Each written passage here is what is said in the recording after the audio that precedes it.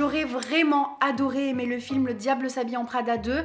J'étais enthousiaste, j'étais prête à aimer le film et malheureusement, ce n'est pas du tout le cas. Il faut absolument qu'on en parle. Je vais quand même commencer par les points positifs. Je pense sincèrement que c'est un film divertissant et il y a de grandes chances que vous passiez un bon moment devant. Déjà parce qu'on retrouve tout le casting, donc ça joue un peu sur cet effet de nostalgie. Aussi parce qu'il s'agit d'un film sur la mode et qu'on est servi en termes de mode.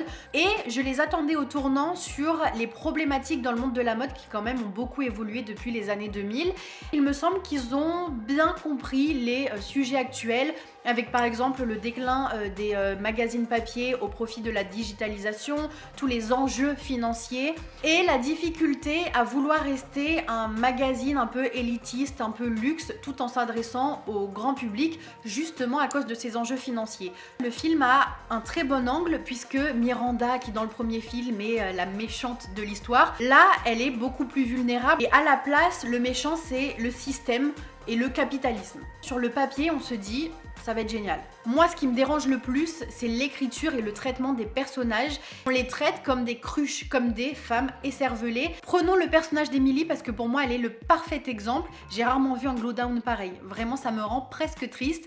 Dans le film numéro 1, elle a certes une soif de pouvoir, elle est ambitieuse, mais elle est crédible. Là, dans ce second film, elle est censée avoir fait son bout de chemin. Franchement, son poste est quand même plutôt sympa, plutôt pas mal. Et pourtant, dans le film, son arc, c'est de trouver un mec riche pour arriver à ses fins.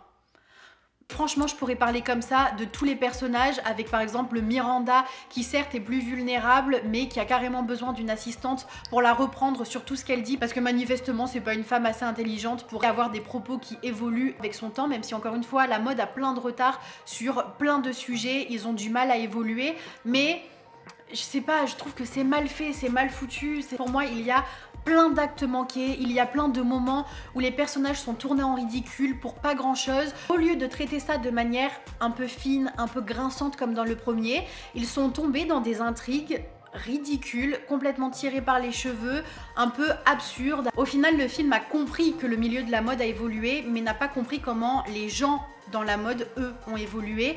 Et ça crée une vision un peu simplifiée, has-been, voire carrément déconnecté. Mais encore une fois, ça reste mon avis. Peut-être que j'y suis allée avec de trop grandes attentes et un œil un peu trop critique. N'hésitez pas à me dire par commentaire ce que vous en avez pensé parce que je suis très curieuse de voir vos avis.